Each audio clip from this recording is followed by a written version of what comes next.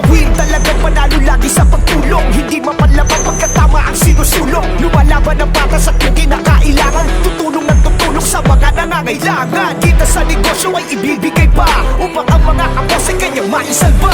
Ganyan siya kabukas palad, kung kaya't mapalad laging mapagkumbaba, kung kaya't inaangat. Hindi man kumita ng malaki, ayos lang, basta matulungan niya mga nangangailangan. Laging prioridad niya makatulong sa kapwa, at kailanman di nagkatubili at nagsawa.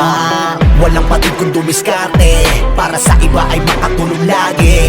Kuya Will, isa sa mga tao na pambihira.